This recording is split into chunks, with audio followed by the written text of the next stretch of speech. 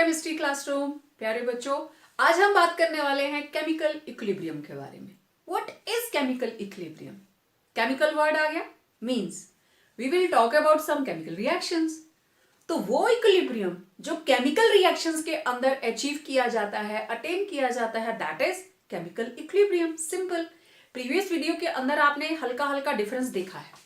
So the equilibrium achieved in the chemical system involving reversible chemical reactions. Reaction must be reversible, तभी equilibrium आएगा. Carried in closed containers. Equilibrium open container में आप attain नहीं कर सकते क्योंकि कोई ना कोई reactant या product escape कर गया तो equilibrium difficulty में आ जाएगा. Is called chemical equilibrium. तो देखो, calcium carbonate, it is solid.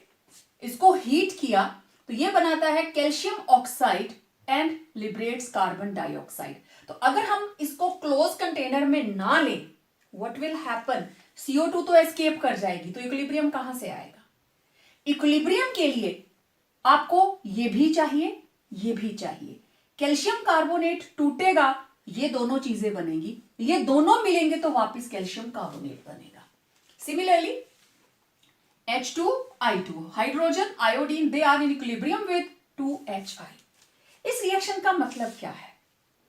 मतलब ये, शुरू में जब हमने एक कंटेनर लिया, ये थी हाइड्रोजन, ये थी आयोडीन, ठीक है, ये कलरलेस, लेकिन इसके अंदर क्या है? Dark violet colour. इन दोनों को मिक्स करके हमने एक कंटेनर में डाल दिया।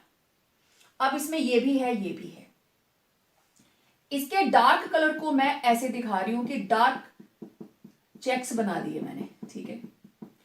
थोड़ी देर के बाद आप देखेंगे इस कंटेनर के अंदर जिसमें हमने इन दोनों को इकट्ठा कर दिया, हाइड्रोजन प्लस आयोडीन, अब आयोडीन कम होती जाएगी क्योंकि ये दोनों मिलके क्या बनाते जा रहे हैं? 2HI। और 2HI क्या है? कलरलेस। कलर सिर्फ इसका है। जब ये अकेली थी तो बिल्कुल डार्क थी, अब क्या हो गया? कलर लाइट हो गया। ये था डार्क वॉयलेट, अब ये हो गया लाइट। थोड़ा कलर आगे पीछे होता गया, अल्टीमेटली एक स्टेज ऐसी आई, अब इससे ज्यादा कलर की फेडिंग नहीं होगी, फिक्स हो गया। तो है क्या इसके अंदर? क्या क्या चीज प्रेजेंट है? इसमें हाइड्रोजन भी है, आयोडीन भी है और HI भी है, तीनों चीजें, जिसकी वजह से पहले कलर आगे पीछे क्यों जा रहा था? क्योंकि सिर्फ फॉरवर्ड रिएक्शन हो रही थी। फिर अगर ये सारे का सारा HI बन जाता, रिवर्सिबल रिएक्शन ना होती, तो इसमें जरा सा भी वॉयलेट कलर नहीं होना था। लेकिन वॉयलेट कलर आता है क्योंकि रिएक्शन रिवर्सिबल है। ये वापस टूट के आयोडीन बना रहा है और इस आयोडीन का कलर क्या है? वॉयलेट। तो जितनी क्वांटिटी बढ़ती जाएगी कलर डार्क होता जाएगा, घटती जाएगी आयोडीन की क्वांटिटी कम होती जाएगी तो कलर फेड हो जाएगा, ठीक है। अगेन ऑब्जर्वेबल प्रॉपर्टी, आप इसके कलर को देख के ही बता देंगे कि इक्विलिब्रियम आ गया है और रिएक्शन जो है अब वो इक्विलिब्रियम पे है, बराबर रेट पे प्रोसीड कर रही है, ठीक है। Then PCl5, it is also in equilibrium with PCl3, Cl2, क्योंकि PCl5 के अंदर होते हैं 5 बॉन्ड, ठीक है। 2 होते हैं इक्वेटोरियल, 3 होते हैं इक्वेटोरियल और above the plane and below the plane these are axial bonds. तो ये जल्दी से टूटकर बना लेता है PCl3 and Cl2। Nitrogen and hydrogen, they are also in equilibrium with ammonia. N2O4, it is also in equilibrium with NO2। तो chemical reactions which are reversible, reversible का मतलब फॉरवर्ड जाना है तो ये रिएक्शन, बैकवर्ड आना है तो प्रोडक्ट बन जाता है रिएक्टेंट, ठीक है। फॉरवर्ड जाना है PCl5 arrow PCl3 plus Cl2, वापिस आना है PCl3 प्लस Cl2, क्या बन जाएगा? PCl5। दोनों प्रोसेसेस हो रहे हैं, this is forward, this is backward, forward backward, clear. तो ये था केमिकल इक्विलिब्रियम। अब देखते हैं types of chemical equilibrium. Types of chemical equilibrium दो तरह का है, होमोजीनियस एंड हेट्रोजीनियस इक्विलिब्रियम। इन वर्ड से आप बहुत अच्छे से फेमिलियर हो। Homo means same, hetero means different. Now same और different what? nothing, there is phase. PCl5, it is in gaseous state, PCl3 in gaseous state, chlorine in gaseous state, hydrogen in gaseous state, iodine in gaseous state, and hydrogen iodide, it is also in gaseous state. तो in homogeneous system involving a reversible reaction, chemical equilibrium में reversibility is the main criteria. The reactants and products are in the same phase. अगर ये gas तो ये सारे gas, अगर ये solid तो इधर भी सॉलिड होने चाहिए. They all are in same phase. That is homogeneous. Heterogeneous में क्या होगा? The reactants and products are in different phase. देखो जरा, calcium carbonate, it is solid. इससे बनता है calcium oxide, that is solid, and carbon dioxide gas. Done. ये था केमिकल और हेट्रोजीनियस और homogeneous equilibrium, type of chemical equilibrium. Okay, अब जरा इनकी नेचर की बात करते हैं. What is their nature? Homogeneous system के अंदर आप कोई भी एग्जांपल ले लो, let it be H2I2 2HI. ठीक है, अब मैं इसको हटाने लगी डेफिनेशन को, आई डोंट नीड दैट. तो नेचर के अंदर what is nature of such type of equilibrium?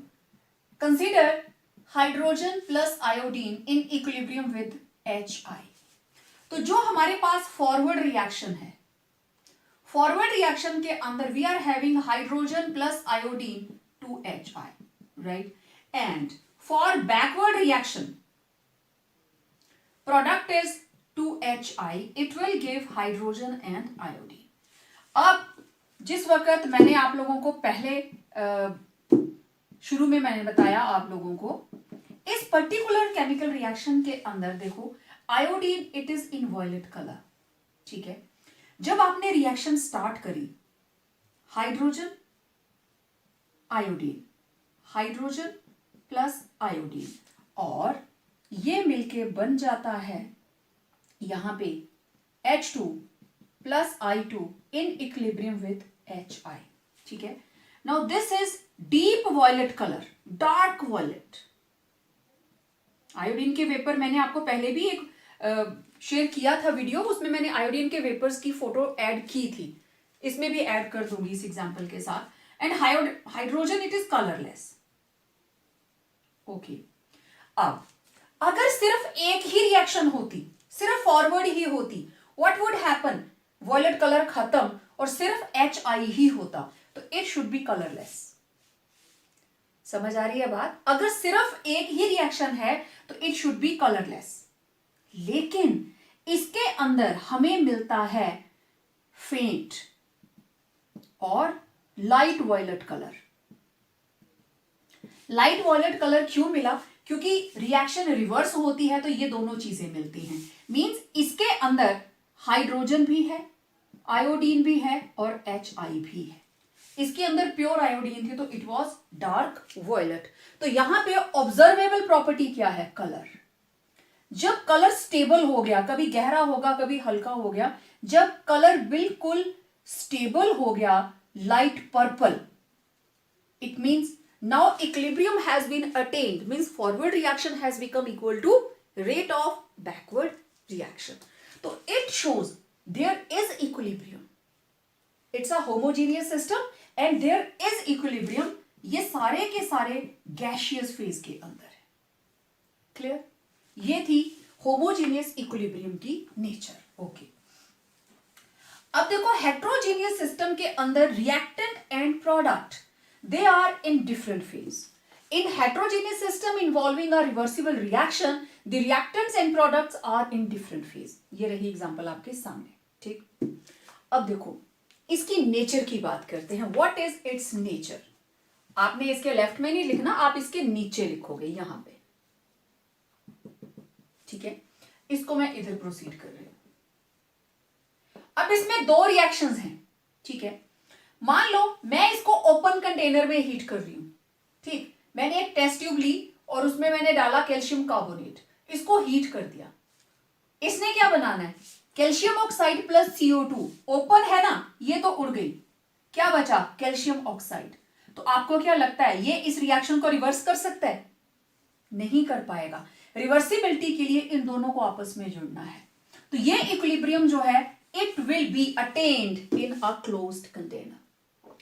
It's a closed container fitted with manometer, और मैनोमीटर के अंदर आपको पता है देयर इज मर्क्यूरी, राइट। अच्छा, अब देखो जैसे ही रिएक्शन स्टार्ट हुई, ये है calcium carbonate, it is solid. इसने क्या बनाया, कैल्शियम ऑक्साइड एंड CO2। इस पूरे एरिया के अंदर गैसेस के मॉलिक्यूल आ गए कार्बन डाइऑक्साइड के।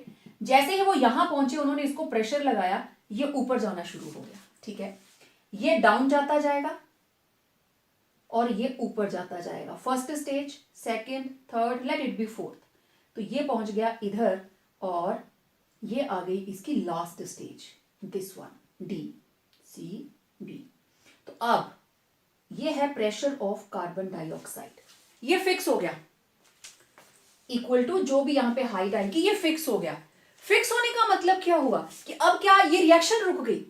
नहीं, एक रिएक्शन हो रही है फॉरवर्ड, उसमें calcium carbonate it is being heated up to 1073 kelvin temperature to form calcium oxide and CO2। This is solid, this is solid and this is gas. तो आप इसकी किस प्रॉपर्टी को ऑब्जर्व कर सकते हो? Pressure of gas. Very easily you can attach a manometer and जो भी इसकी प्रेशर होगी उसको मेजर कर सकते हो। ओके, तो बैकवर्ड के लिए what about backward? Calcium oxide it will combine with carbon dioxide and form calcium carbonate back. इसका मतलब ये दोनों ही प्रोसेसेस हो रहे हैं, इट विल बी रिवर्स्ड। वहां पे pressure of carbon dioxide becomes constant. कब? When rate of forward reaction becomes equal to rate of backward reaction, ठीक है। that is calcium carbonate it becomes in equilibrium with calcium oxide and carbon dioxide. So this is the nature of equilibrium in case of chemical equilibrium having heterogeneous system.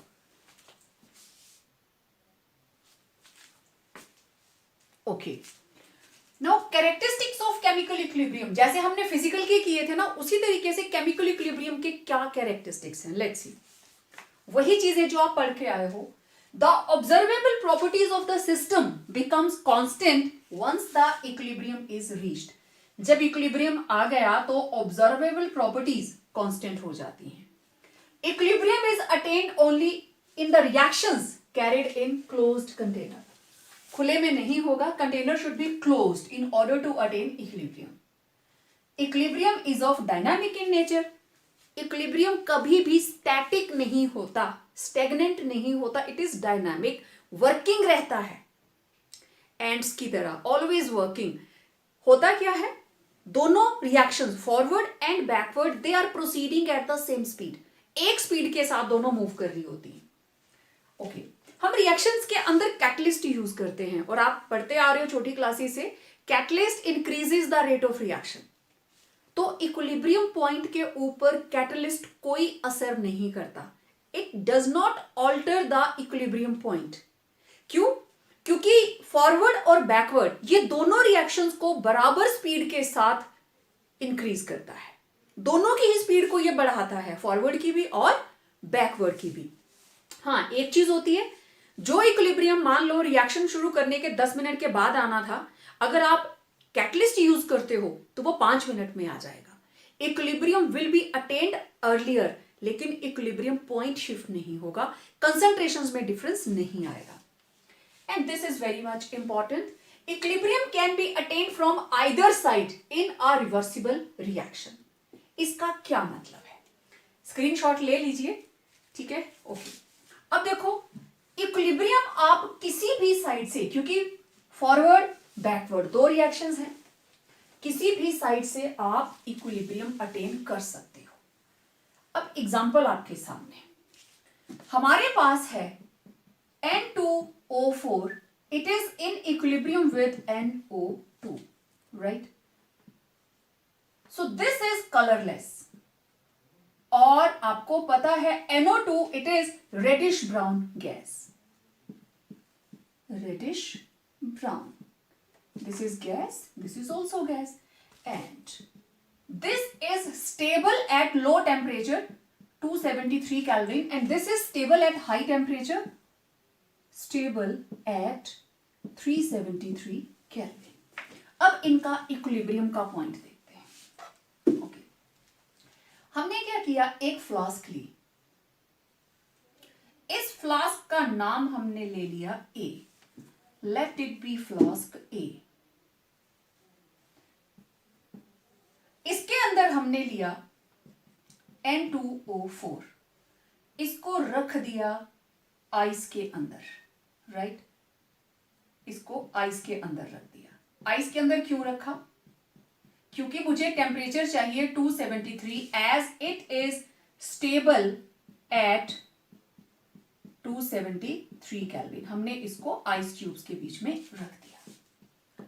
Okay, now container A, it is having N2O4 which is colorless.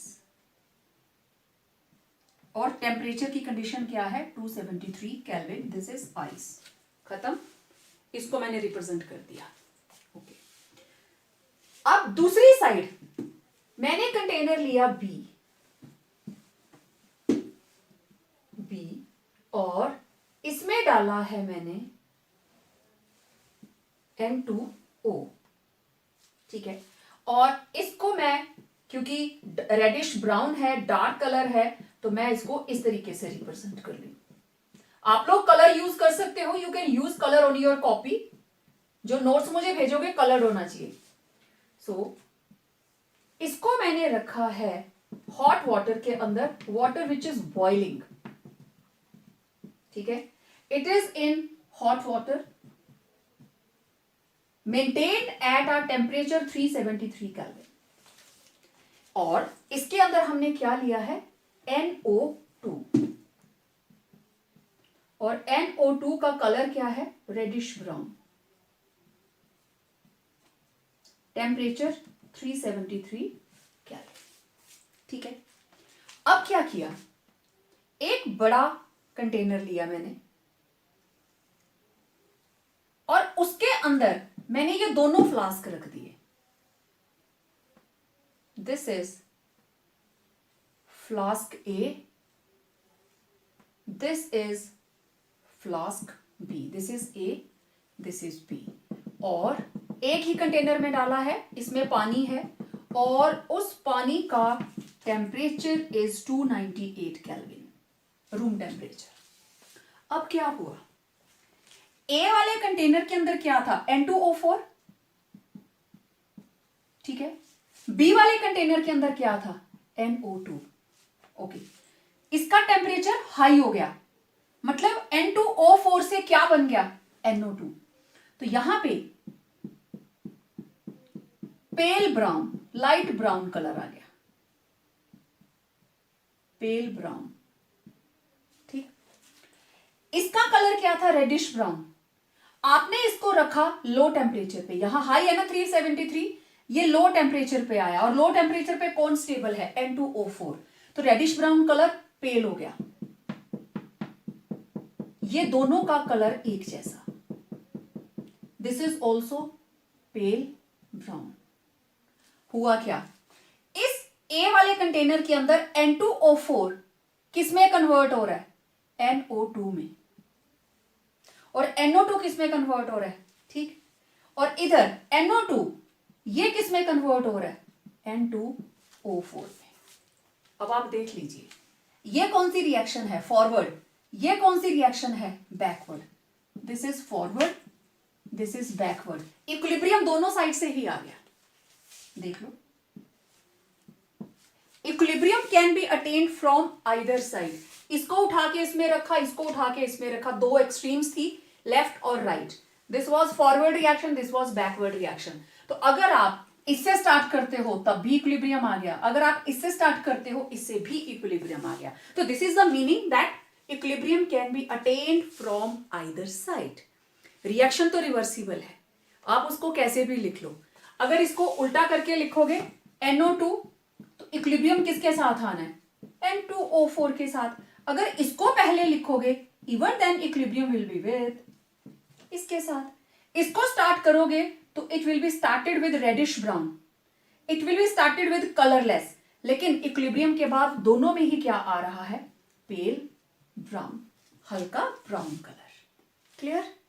ठीक है, तो ये थे characteristics of chemical equilibrium. Next, very very important question, what is law of mass action? Mass action,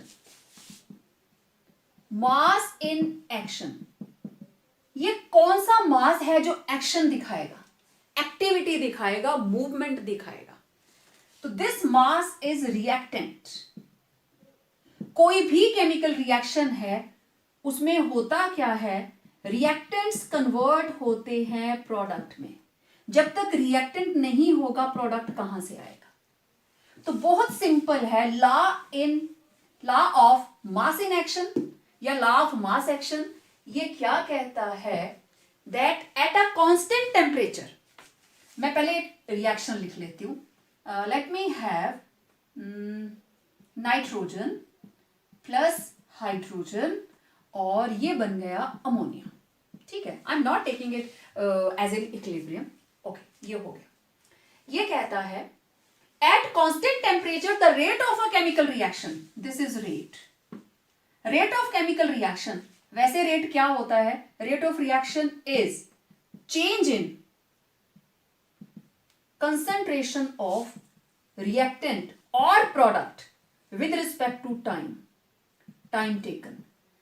कितने समय में कितना concentration reactant का कम हुआ और प्रोडक्ट का बढ़ा, दैट इज कॉल्ड रेट। ठीक है, रेट का मतलब change in concentration of reactant और प्रोडक्ट अपॉन टाइम टेकन। तो ये कहता है रेट ऑफ केमिकल रिएक्शन, इस पर्टिकुलर केमिकल रिएक्शन का rate, it is directly proportional to product of concentration terms of reactants. Okay, ये रही कंसंट्रेशन टर्म नाइट्रोजन, ये रही concentration term hydrogen, with each raise to the power equal to corresponding stoichiometric coefficients.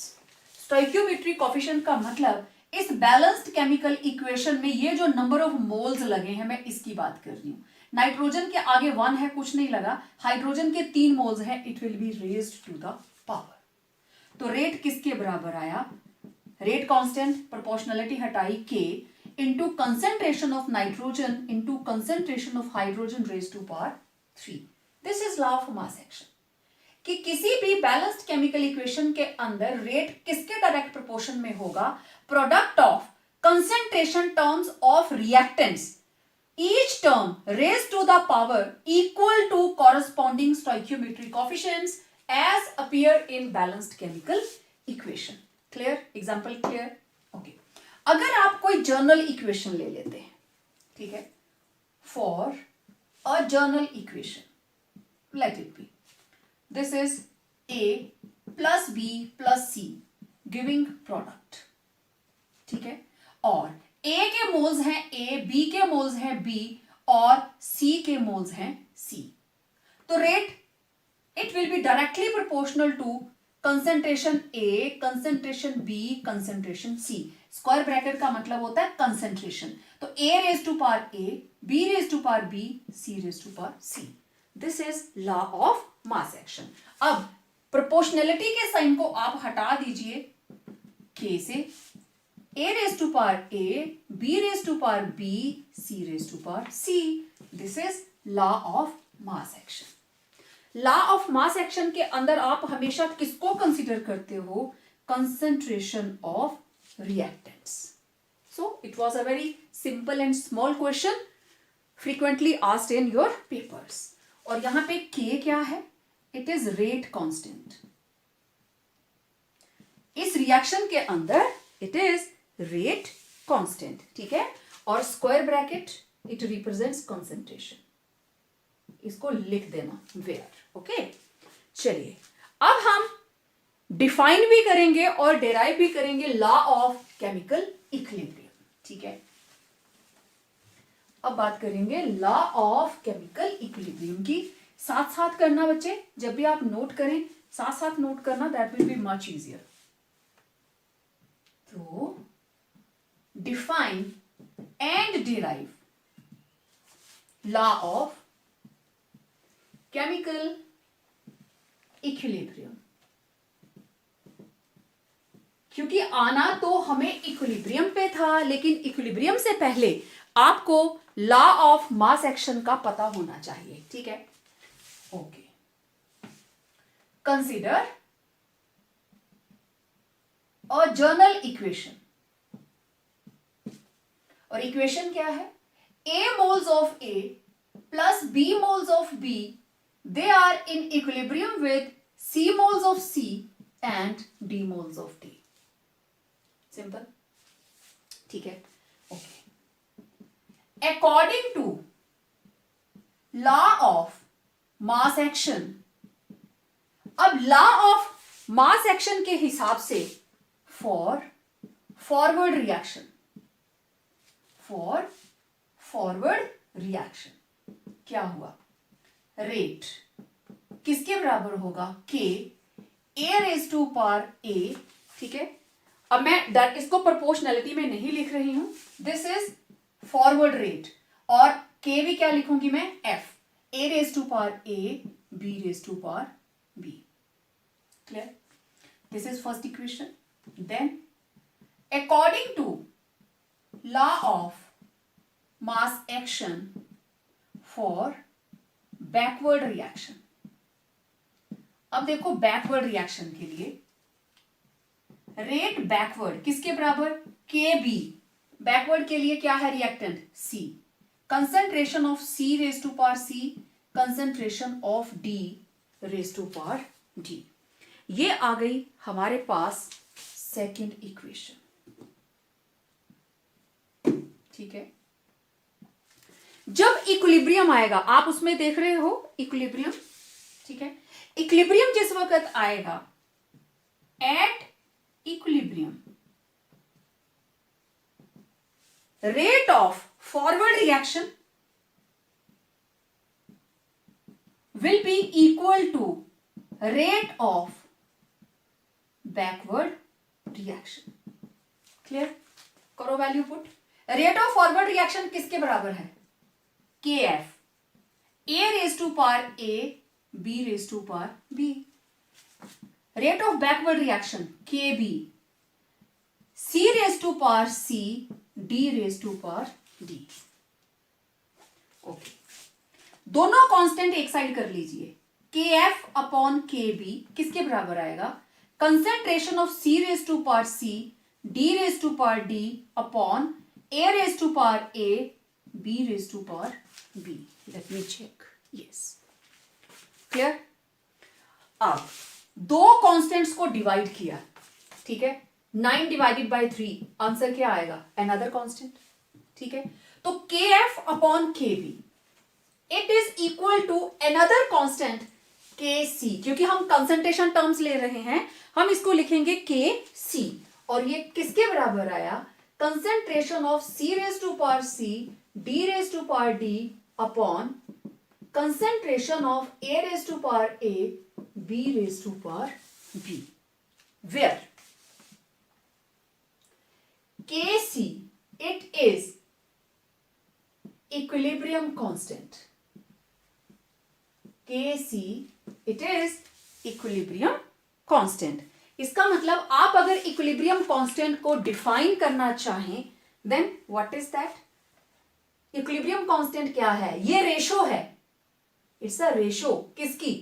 Product of concentration terms of product with respect to product of concentration terms of reactants. जो भी हमारे पास product होगा उनकी concentration को multiply कर लीजिए, जो भी उनके स्टोइकियोमेट्रिक कांस्टेंट है उसको रेज टू पावर करके, रिएक्टेंट्स की कंसंट्रेशन को मल्टीप्लाई कर लीजिए, दोनों को डिवाइड करो तो you will get the value of equilibrium constant. Equilibrium constant को कैसे डिफाइन करेंगे? है क्या ये? रेशो किसकी? कंसंट्रेशन टर्म्स का प्रोडक्ट, किसका? प्रोडक्ट का, product of concentration terms of reactant, यही लिखा है। तो इसको आप according to law of mass action define कर सकते हैं that for a reversible reaction in a state of equilibrium the ratio of product of molar concentrations of products to that of reactants, each term raised to the power equal to stoichiometric coefficient in a balanced chemical equation is a constant known as equilibrium constant. तो ये है equilibrium constant, law of chemical equilibrium, ठीक है। तो इसको हम note करेंगे के सी के साथ, राइट।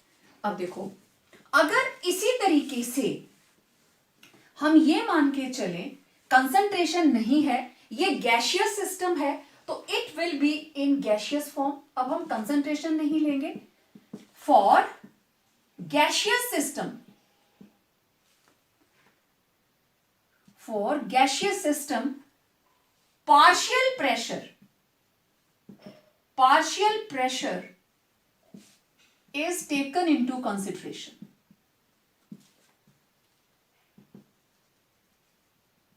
ठीक है, तो equilibrium constant is written as K P. Same ऐसे ही डेरिवेशन होगी, सी की जगह पे पी आ जाएगा, ठीक है। तो अब यहां पे के पी किसके बराबर होगा? Partial pressure of C raised to power C into partial pressure of D raised to power D divided by partial pressure of A raised to power A into partial pressure of B raised to power B। आप इसको इस तरीके से लिखेंगे और इसको आप क्या बोलोगे? Kp।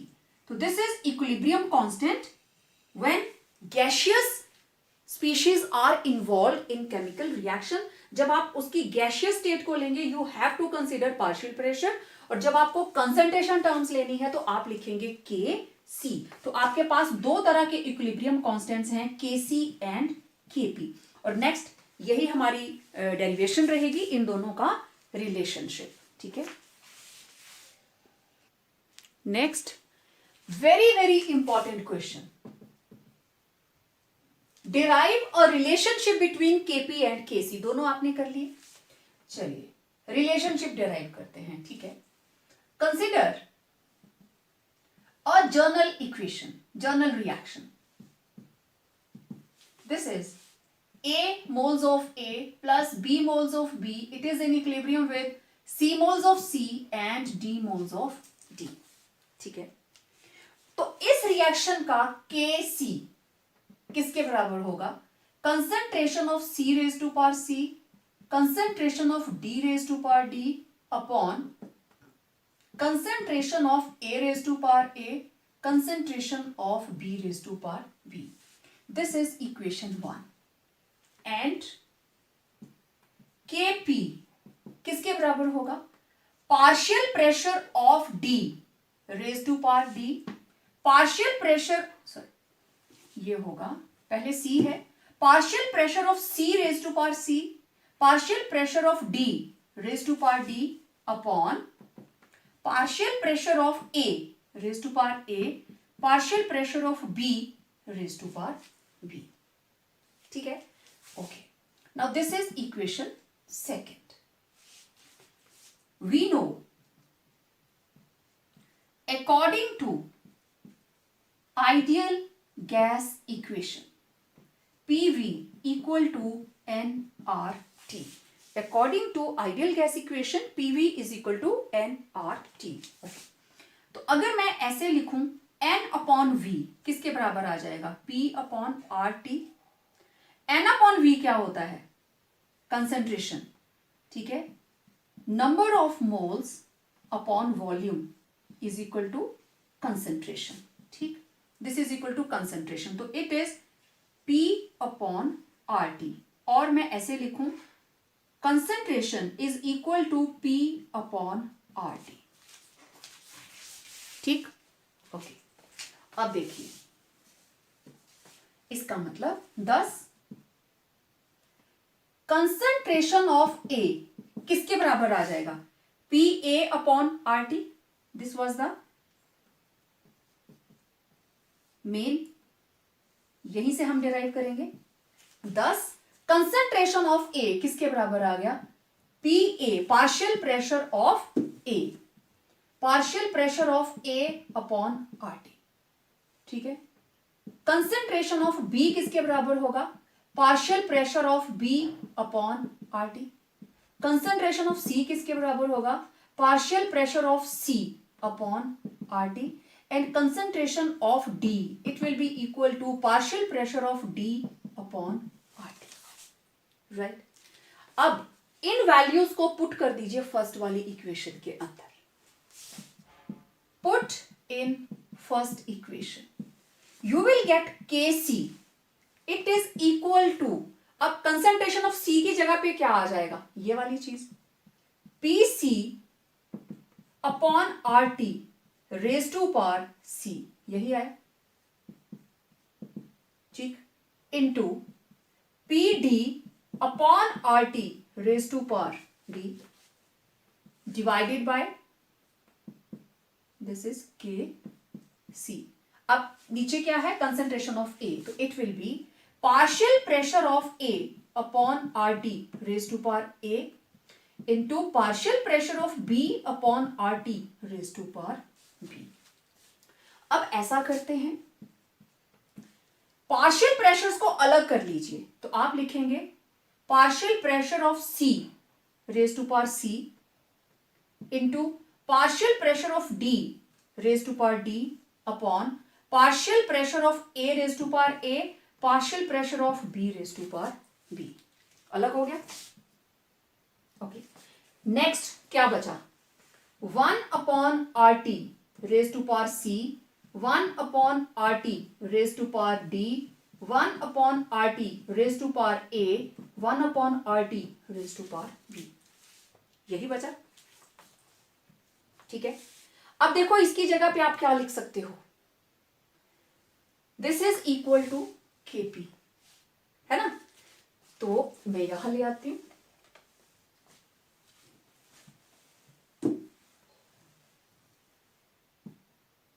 इसको ऊपर ले जाइए. तो Kc it will be equal to, इसकी जगह पे आप लिखोगे Kp. ठीक है. आप यहां ऐड कर सकते हो, but PC raised to power C into PD raised to power D upon PA raised to power A, PB raised to power B is equal to Kp. This is equation second, right? तो आप यहां लिखोगे Kp और इधर आपके पास देखो क्या आ गया, 1 upon RT आप कॉमन ले लीजिए, you will get C plus D minus A plus B. Same है ना. तो ये दोनों ऐड हो गए, ये दोनों ऐड हो गए, लेकिन दोनों ऐड होके ऊपर जाके माइनस हो जाएंगे. ठीक है. तो आप where C plus D is equal to number of moles of product, right, and A plus B it is number of moles of reactants.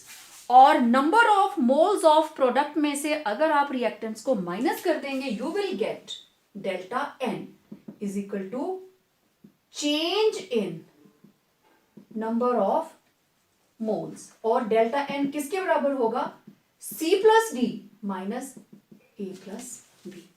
मतलब number of moles of product minus number of moles of reactants. ठीक है. Therefore Kc will be equal to Kp into 1 upon RT raised to power delta n.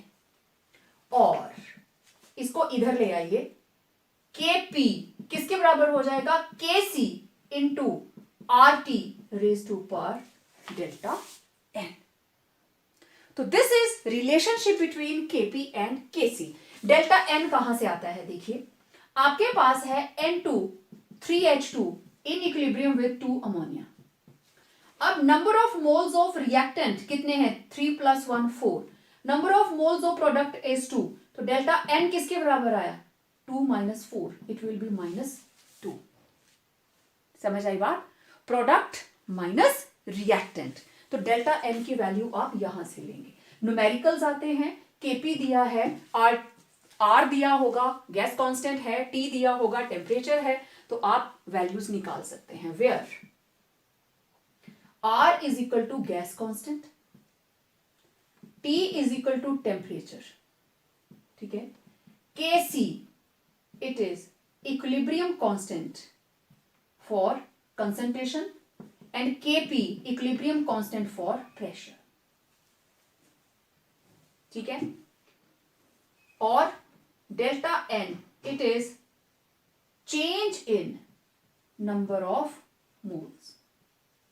तो इस तरीके से Kc and Kp के बीच में रिलेशनशिप आप डिराइव करेंगे। This is very very important. हमने किया क्या, जनरल इक्वेशन लिखी, according to law of mass action, law of chemical equilibrium, Kc बराबर आएगा इसके, Kp बराबर आएगा इसके, ओके। फिर हमने आइडियल गैस इक्वेशन से कंसंट्रेशन टर्म निकाली और A B C D तीनों की वैल्यूज निकाली। अब इसको पुट कर दीजिए फर्स्ट वाली इक्वेशन में। कंसंट्रेशन ऑफ A, उसकी जगह ये आ जाएगा, B की जगह ये आ जाएगा, C की जगह ये आ जाएगा और D की जगह ये आ जाएगा। पुट कर दिया, पार्शियल प्रेशर्स को अलग कर दिया, 1/RT को अलग लिख लिया, बस। ये किसके बराबर आ गया, Kp के बराबर, ठीक है। उसको वैल्यू को पुट कीजिए and you will get Kp और Kc का relation, that is Kc is equal to Kp into 1/RT delta n और Kp equal to Kc into RT raised to power delta n. What will be the mathematical equation for Kp and Kc in these examples? देखो यहां पे number of moles of reactant 1 plus 1 2, number of moles of product 2, okay. तो आपके पास equation है Kp is equal to Kc RT delta n. तो Kp will be Kc RT delta n कितना आया 2 minus 2 equal to 0, तो Kp will be equal to Kc, ठीक है, into RT raised to power 0, anything raised to power 0 equal to 1, therefore Kp will be equal to Kc for this reaction, okay. Second देखो ammonia के लिए, number of moles of reactant are 4, number of moles of product are 2 as in balanced chemical equation. तो Kp is equal to Kc RT raised to power delta n means that is product minus reactant. तो product कितने हैं 2, reactant कितना है 4, तो ये आ गया Kp equal to Kc RT raised to power minus 2, done. इसमें देखो number of moles of reactant is 1, number of moles of product is 2, 1 plus 1, तो Kp equal to Kc RT raise to power delta n, तो it will be Kc RT 2 minus 1, तो Kp is equal to Kc into RT। This will be the mathematical relationship between Kp and Kc for the given chemical equation. तो इस तरह के छोटे छोटे numericals आते हैं। अब देखो अगर आपको Kc की वैल्यू गिवन है तो Kp निकालने को बोला गया होगा, अगर ये गिवन है तो इसको निकालने को बोला गया होगा, क्योंकि मेन तो है रेज टू पावर को सॉल्व करना, और वो आप जो भी बैलेंस्ड केमिकल इक्वेशन में स्टोइकियोमेट्रिक कोएफिशिएंट यहां लिखे होंगे वो आप वहां से करेंगे, ठीक है। बहुत सिंपल सिंपल से न्यूमेरिकल्स हैं। Next, what are the characteristics of equilibrium constant. जैसे हमने सिंपल पहले किए फिजिकल इक्विलिब्रिया, केमिकल इक्विलिब्रिया, अब इक्विलिब्रियम कांस्टेंट कैरेक्टर्स देखिए। Equilibrium constant it is applicable only when the reactants and products have attained equilibrium. अगर इन्होंने equilibrium attain कर लिया है, इक्विलिब्रियम कांस्टेंट तभी अप्लाई होगा, बिना इक्विलिब्रियम के नहीं, okay. Value of equilibrium constant for a reaction is constant at a given temperature. एक टेम्परेचर पे इक्विलिब्रियम कांस्टेंट की वैल्यू अलग होगी, दूसरे पे अलग होगी, इट वेरीज विद टेम्परेचर। जैसे मान लीजिए K1 is the equilibrium constant at T1 and K2 is the equilibrium constant at T2 और T2 is higher than T1, ठीक है। तो इसकी equation that is log K2 upon K1 it will be equal to delta H change in enthalpy upon 2.303 R is gas constant 1 upon R T1 minus 1 upon T2 और आप इसको कैसे लिख सकते हो?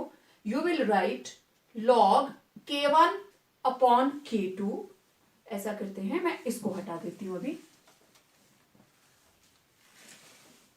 आप इसको कैसे लिख सकते हो? log K2 upon K1 it is equal to delta H upon 2.303 R।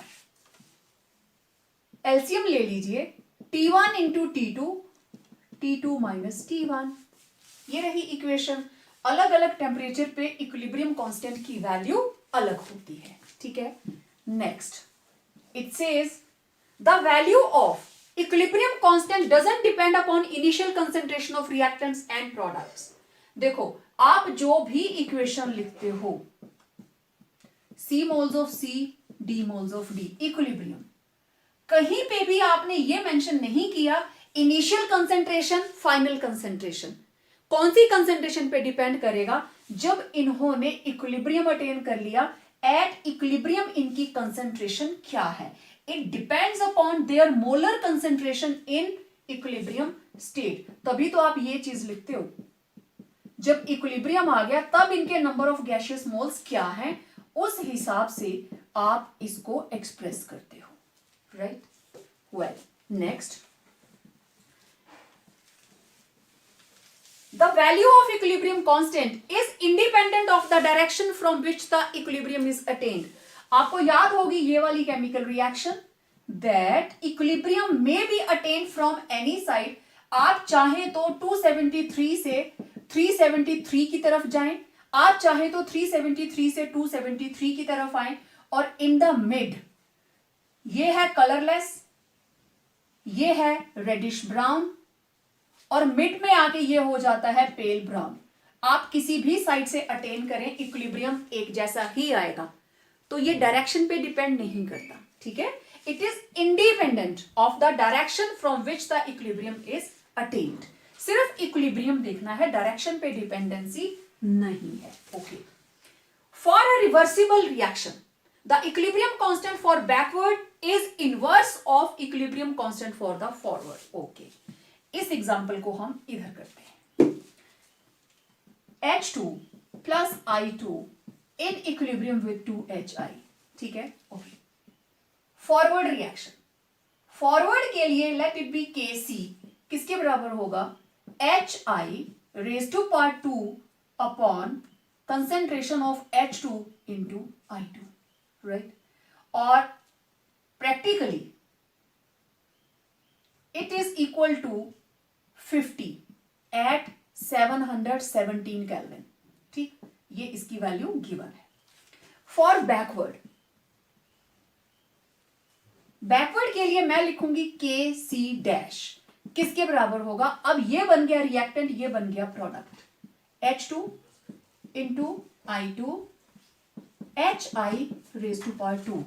अब आप दोनों को देखो जरा, ठीक है। This is 1, this is 2, from 1 and 2, Kc, ठीक है। Kc डैश किसके बराबर है?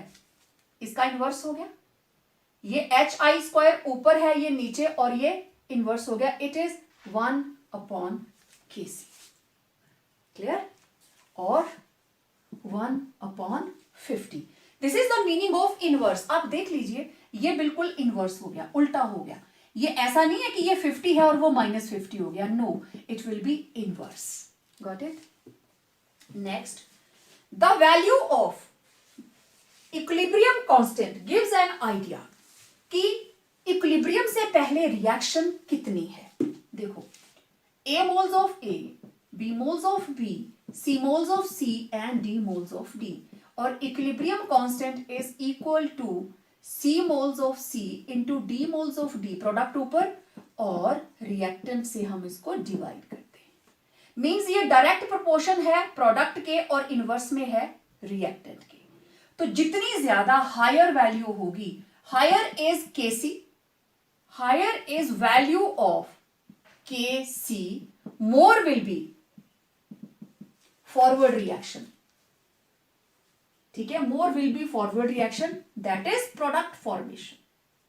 क्लियर? तो पता चल जाता है कि केमिकल रिएक्शन कितनी हो रही थी, और अगर ये वैल्यू लोअर आती है, लोअर आने का मतलब ये कम है ये ज्यादा है, lower is the value of Kc, it means more will be backward reaction, backward reaction ज्यादा हो रही है, that is reactant formation, formation. Clear? समझ आ गई? तो value of equilibrium constant gives an idea about the extent of reaction before the equilibrium is attained. Presence of catalyst does not alter the value of equilibrium constant, क्योंकि catalyst दोनों reactions forward और backward को बराबर impact देता है, speed बढ़ाता है, equilibrium जल्दी आ जाता है, लेकिन उसकी वैल्यू को चेंज नहीं करता। Okay, units of equilibrium constant, इस इक्विलिब्रियम कांस्टेंट के यूनिट्स क्या होंगे वो डिपेंड करता है कि जो आपने कंसंट्रेशन टर्म्स ली हैं उनको आप कैसे एक्सप्रेस कर रहे हो। आप कंसंट्रेशन मोल पर लीटर में एटमॉस्फेयर्स में कर रहे हो, समझ के बाद आपने जो स्पीशीज ली हैं रिएक्टेंट्स एंड प्रोडक्ट, जिसमें आप उनकी यूनिट्स को एक्सप्रेस करोगे, इक्विलिब्रियम कांस्टेंट की यूनिट्स भी वही हो जाएंगी। ठीक है, अच्छा अब देखिए हम इक्विलिब्रियम कांस्टेंट को एक्सप्रेस कैसे करते हैं। ये मैंने 4 इक्वेशंस लिखी हैं। एक चीज का ध्यान रखना, हेट्रोजीनियस सिस्टम, होमोजीनियस में तो आपको पता है पार्शियल प्रेशर को कंसीडर करोगे, जब हेट्रोजीनियस है, सॉलिड लिक्विड गैस इकट्ठे हैं, तो कोई भी प्योर सॉलिड और प्योर लिक्विड उसकी कंसंट्रेशन आप किसके बराबर लिखोगे, 1 के बराबर, it will be equal to 1। ठीक है, अब ये आपके पास equation calcium carbonate, calcium oxide and carbon dioxide, तो Kc it will be equal to concentration of calcium oxide solid into concentration of carbon dioxide, it is gaseous, upon concentration of calcium carbonate solid। और मैंने अभी आपको बताया concentration of calcium oxide solid equal to 1 and concentration of calcium carbonate solid it is also equal to 1 by convention। Value put कीजिए, Kc किसके बराबर आ जाएगा, just concentration of carbon dioxide, क्योंकि ये दोनों क्या हो जाएंगे 1, ये भी 1 ये भी 1। ठीक है, तो ये थी फर्स्ट इक्वेशन। सेकंड देखो, इथेनॉल लिक्विड, इथेनॉल गैसियस, तो इक्विलिब्रियम कांस्टेंट किसके बराबर होगा, this is product C2H5OH gaseous, this is product upon C2H5OH liquid, but concentration of C2H5OH liquid it is equal to 1, तो Kc किसके बराबर आया, it will be equal to just concentration of C2H5OH gaseous, simple. Next, Kc it will be equal to concentration of ammonium aqueous, पानी में घुला हुआ, OH negative aqueous, पानी में घुला हुआ, और रिएक्टेंट में हमारे पास है ammonia gaseous and water liquid, और water liquid will become equal to 1, but water liquid is equal to 1, therefore Kc किसके बराबर आएगा, concentration of ammonium aqueous into concentration of OH aqueous upon concentration of ammonia gaseous, right? Okay, next with aluminium, Kc it will be equal to, हमारे पास product is aluminium 3 positive aqueous, then concentration of hydrogen gaseous raised to power कितना आया, 3/2, 3 moles, ठीक है, 3/2 moles, then concentration of aluminium solid into concentration of H positive aqueous raised to power 3 moles, but concentration of aluminium solid is equal to 1, तो Kc किसके बराबर आया, concentration of aluminium 3 positive aqueous into concentration of hydrogen gaseous raised to power 3/2 upon concentration of H positive aqueous raised to power 3। तो इस तरीके से आप किसी भी इक्वेशन के इक्विलिब्रियम कांस्टेंट को एक्सप्रेस कर सकते हैं।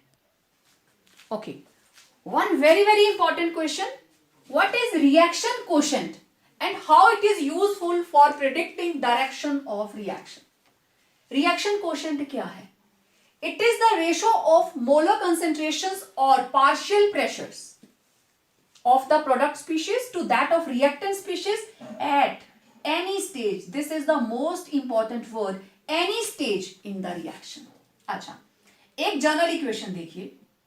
फॉर अ जर्नल इक्वेशन, मेरे पास है journal reaction, rather for a journal reaction, A moles of A, B moles of B in equilibrium, C moles of C, D moles of D। तो जो हमारे पास रिएक्शन कोशेंट है, it is denoted by Q। Reaction quotient in terms of concentration it will be equal to concentration of C raise to power C, D raise to power D, A raise to power A, B raise to power B। Equation equilibrium constant जैसी ही है, but अभी equilibrium नहीं आया है, ठीक है। Eight any stage of reaction, और वो स्टेज कौन सी है? बिफोर केमिकल इक्विलिब्रियम, इक्विलिब्रियम से पहले वाली स्टेज। और अगर मैं इसको पार्शियल प्रेशर में लिखूं तो it will be equal to partial pressure of C raise to power C, partial pressure of D raise to power D, partial pressure of A raise to power A, partial pressure of B raise to power B। Again at any stage of reaction. अब direction कैसे हम represent करेंगे कि reaction कौन सी होगी और कौन सी नहीं, ठीक है। देखो, मेरे पास 3 स्टेजेस हो सकती हैं। पहली, Q equal to K, reaction quotient is equal to equilibrium constant, ठीक है। मतलब ये रहा रिएक्शन कोशेंट और ये रहा इक्विलिब्रियम कांस्टेंट K। तो दोनों के ग्राफ जो हैं दे आर इक्वल, ये Q ये C, ठीक है। इस केस के अंदर कंसेंट्रेशन ऑफ प्रोडक्ट बराबर हो जाती है कंसेंट्रेशन ऑफ रिएक्टेंट के। तो इक्विलिब्रियम कांस्टेंट और जो हमारे पास रिएक्शन कोशेंट है दोनों क्या होंगे? बराबर।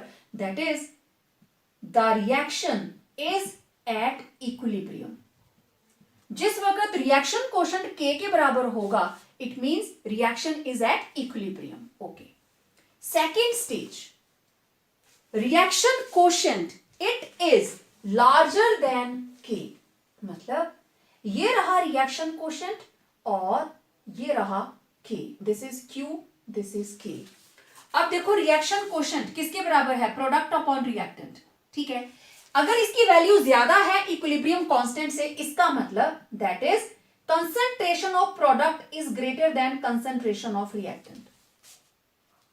लेकिन आपको पता है जब इक्विलिब्रियम आएगा, but at equilibrium concentration of product is equal to concentration of reactant. इसका मतलब अगर प्रोडक्ट ज्यादा है, रिएक्शन किधर को जाए?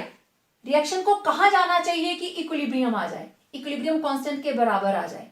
प्रोडक्ट ज्यादा तो रिएक्शन कहां जाएगी? बैकवर्ड डायरेक्शन को। ज्यादा प्रोडक्ट है ना, तो रिएक्टेंट के बराबर आने के लिए रिएक्शन किधर को जाएगी? पीछे को। अभी ये ज्यादा हो गया, ये कम, ये ज्यादा है, ये कम, तो रिएक्शन पीछे को आएगी, ठीक है। So the reaction will proceed in backward direction, in backward direction, ठीक है। ओके, थर्ड स्टेज, अगर रिएक्शन कोशेंट कम है इक्विलिब्रियम कांस्टेंट से, मतलब ये रहा रिएक्शन कोशेंट और ये है K ज्यादा है, रिएक्शन कोशेंट कम है, दैट इज अब हमारे पास कंसंट्रेशन ऑफ प्रोडक्ट जो है it is less than concentration of reactant. क्यों? क्योंकि Q किसके बराबर है? Product upon reactant. लेकिन अब ये कम हो गया, इक्विलिब्रियम ज्यादा हो गया, मतलब इक्विलिब्रियम आ चुका है, तो उससे पहले इक्विलिब्रियम से पहले क्या होगा, प्रोडक्ट कम था, रिएक्टेंट ज्यादा था। इसका मतलब but at equilibrium concentration of product should be equal to concentration of reactant. Therefore, the reaction will proceed to forward direction. Clear? तो यहां पे हम देखेंगे direction of reaction. Direction of reaction किस तरीके से, इसके बाद क्लियर हो गया। ये बताता है प्रोडक्ट अपॉन रिएक्टेंट। अगर इसकी वैल्यू ज्यादा है, मतलब ये अभी इक्विलिब्रियम नहीं आया है, this is eight any stage of reaction before equilibrium, before equilibrium. तो रिएक्शन क्वोशंट बात कर रहा है इक्विलिब्रियम से पहले की, इक्विलिब्रियम से पहले की, ठीक है। जिस वक्त ये वैल्यू k के बराबर आ गई, मतलब प्रोडक्ट और रिएक्टेंट बराबर हो गए, इक्विलिब्रियम आ गया, ठीक है। अगर Q की वैल्यू k से बड़ी है, मींस प्रोडक्ट ज्यादा है, रिएक्टेंट कम है। इक्विलिब्रियम पे क्या होता है, दोनों बराबर। अब प्रोडक्ट ज्यादा, रिएक्टेंट कम, दोनों को बराबर लाने के लिए क्या करें, वापिस चलें। रिएक्शन जो है वो बैकवर्ड को जाना शुरू हो जाएगी। Reaction will proceed in backward direction so that equilibrium constant के बराबर हो जाए। लास्ट स्टेज के अंदर रिएक्शन क्वोशंट जो है वो इक्विलिब्रियम कांस्टेंट से कम है। कम क्यों है, क्योंकि ये होता है product upon reactant. It means अभी प्रोडक्ट कम है, रिएक्टेंट ज्यादा है। प्रोडक्ट कम है, रिएक्टेंट ज्यादा है, लेकिन इक्विलिब्रियम के लिए दोनों को बराबर करना है। इसका मतलब रिएक्शन कहां को जाएगी, फॉरवर्ड डायरेक्शन को। रिएक्टेंट ज्यादा है ना, तो प्रोडक्ट के बराबर लाने के लिए reaction it will proceed to forward direction, ठीक है। So it was all about chemical equilibrium, its characteristics, reaction quotient and how it is correlated with equilibrium constant. हमने equilibrium constant की characteristics को भी स्टडी किया। सो मिलते हैं एक नए वीडियो के साथ। आज के वीडियो में इतना ही करेंगे। उस वीडियो में बात करेंगे हम ली चैटले प्रिंसिपल के बारे में। Till then, stay home, stay safe and complete your notes.